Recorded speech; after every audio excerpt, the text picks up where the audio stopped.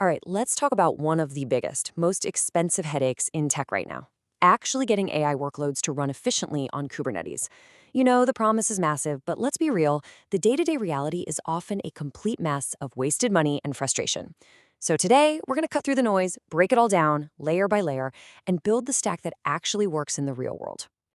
I want to start with just a number, 70 to 90%. Just let that sink in for a second. What is that?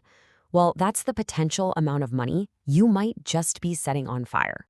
So you gotta ask yourself, is this how much of your GPU budget is just evaporating? For a shocking number of companies, the answer is yes. We're not talking about a small leak here. This is a fire hose of wasted cash. There's actually a name for this whole mess: the utilization crisis. It's pretty simple, really. We've got these incredibly powerful, mind-bogglingly expensive GPUs, but our software, yeah, I'm looking at you, Kubernetes, still treats them like one big, dumb, indivisible block. It's a total mismatch. You get a tiny little AI model that needs just a fraction of the power, but it ends up hogging a $40,000 piece of hardware that then just sits there bored and idle. And this chart, man, this just says it all, doesn't it? On the left, that's the colossal amount of power you're paying for, month after month. And on the right, well, that's the grim reality for most clusters out there. Just this tiny, sad little sliver of actual use.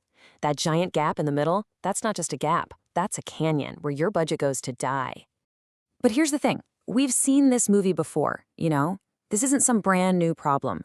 Decades ago, we had the exact same issue with CPUs. The solution back then? Virtualization. It let us run multiple things on a single chip. We are at that exact same crossroads again with GPUs. Getting them to multitask isn't just a nice-to-have feature anymore. It's about survival. Okay, so how do we actually fix this mess? Well, it's not one magic bullet. It's a stack, a layered cake of solutions.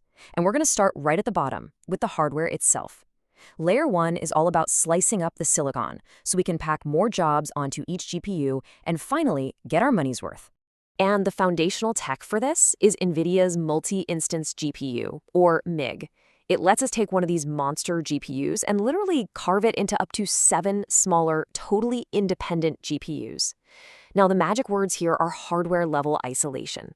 That means one person's workload can't snoop on or crash another person's. For any company running jobs for different teams or clients, this is absolutely non-negotiable. But of course, it's not that simple. Just flipping the MIG switch R creates its own set of headaches. The old way of doing it, the static way, just doesn't cut it. You could use a single strategy, where every GPU on a machine is sliced up exactly the same. But if your jobs don't fit that perfect size, you're right back to wasting resources. The mixed strategy sounds better. You create a bunch of different slice sizes, but in practice, it's an operational nightmare. We're talking driver instability and jobs that just silently fail to ever run. No thanks. And this brings us to the modern solution, the thing that actually works: dynamic resource allocation, or DRA. This is a total game changer. It completely flips the script. Instead of you guessing how to slice up your hardware, the workload just shows up and says, hey, I need a GPU that looks exactly like this. Kubernetes finds a machine that can handle it, and then a special driver configures the GPU on the fly just in time. It's flexible, it's efficient, and it is absolutely the future. Okay, layer 1 is done. We've sliced the hardware, but now we have a new problem. Who gets to use those slices, and in what order? This brings us up to layer 2, the brains of the whole operation, our smart queuing system. And let me be really blunt here. The default scheduler that comes with Kubernetes is fundamentally broken for AI. It has a one-track mind. It schedules one pod at a time. So if your training job needs 10 GPUs, but only 5 are free, it'll happily start 5 pods, and those 5 pods will just sit there, holding those expensive GPUs hostage, forever waiting for the other 5. It's a deadlock that can grind your entire multi-million-dollar cluster to a halt. So to fix this, you need a proper batch scheduler. This table cuts right through the marketing fluff. You've got Volcano, which is great for pure science. You've got Unicorn, perfect if you're migrating from the old Hadoop world. But for the rest of us, for enterprise AI, all roads lead to Q. And the reason is its elegant architecture. It's not a full replacement. It works with the default scheduler, simply telling jobs when to pause and when to go. It's way less invasive and avoids a ton of complex problems. Now, QE's superpower, its killer feature, is something called cohorts. Think of it like a friendly neighborhood borrowing system for your GPUs. Let's say your research team and your engineering team each have a quota. If engineering isn't using its GPUs, QE lets the research team borrow them, pushing your cluster utilization through the roof. But the second engineering needs its resources back, QE makes sure they get them fairly. It's the perfect way to keep the hardware busy while also keeping the peace between teams. So we can slice, we can queue, but we're still missing the actual iron, right? The servers themselves. Where do they come from? That brings us to layer 3, the engine room of our stack, responsible for provisioning our infrastructure just when we need it. Let's talk old school versus new school. The old way was the cluster autoscaler. It was slow, clunky, and kind of dumb. It just scaled these rigid, predefined groups of machines up and down. The new way? Carpenter. It's groupless.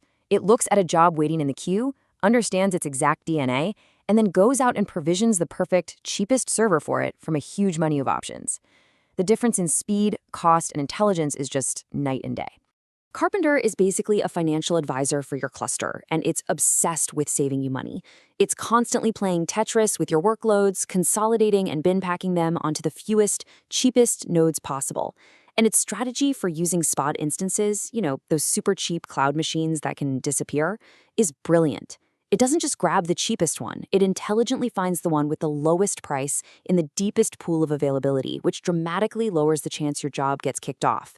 It's just a smarter way to chase those 90% saving. We're almost there.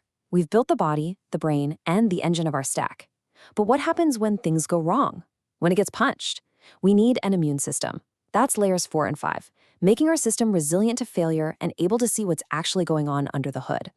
Look, in a world where we're using cheap spot instances and juggling priorities, failure isn't an if, it's a when. The only way to survive is through checkpointing. Here's how it works. When a pod is about to be terminated, Kubernetes gives it a little warning. Your application must be smart enough to catch that signal, save all its progress to a shared place like S3, and then when it gets restarted somewhere else, it just picks up right where it left off. This isn't a nice to have, it is a fundamental requirement. Okay, I gotta get real with you for a second. You're gonna see blog posts and hear conference talks about this magical, transparent, container-level checkpointing for GPUs. Let me save you the trouble. For now, it's a fantasy. It is not production ready, period. The tech just isn't there yet to reliably save the state from both system memory and the GPU's own VRAM. So, for the foreseeable future, the only strategy that actually works is making your application smart enough to save itself. The other half of our immune system is simply being able to see what's happening. You can't fix what you can't see. And standard Kubernetes metrics, they're basically lying to you. They tell you what a pod asked for, not what it's actually using. The source of truth is NVIDIA's DCGM. It gives you the deep hardware stats like true compute usage and, my personal favorite, real-time power draw. If a GPU is allocated but it's not drawing power, you've probably found a zombie. And once you have those metrics, you can build one of my favorite automated patterns, the GPU Reaper. It sounds intense, right? But it's your best friend. It automatically scours the cluster, looking for pods that are holding a GPU but show no activity and no power draw. It then shoots a warning to the owner on Slack. If nothing happens after an hour, it reaps the zombie pod and gives that precious GPU back to the cluster. It's automated hygiene for fighting waste. All right, that was a lot, I know. We've gone from the bare metal all the way up to automated cleanup crews. So let's zoom out and look at the final blueprint, the winning stack for running this stuff in production. This table right here, this is your roadmap. Print it out, stick it on your wall. To solve low density on the hardware, you need MIG with DDR. To solve fairness and prevent deadlocks, you need queues. To crush costs and get fast scaling, you need Carpenter. To survive failures, you must build application-level checkpointing. And to find all that hidden waste, you need DCGM and your friendly neighborhood Reaper. This is the stack that gets the job done. So at the end of the day, what does this all really mean? It means we have to stop thinking about our clusters as just a collection of individual servers. We have to start seeing the whole thing as one single, fluid, elastic fabric of compute that we can mold to the exact shape of any job we throw at it. The technology to build that future is here. The only question left is, are you ready to adapt?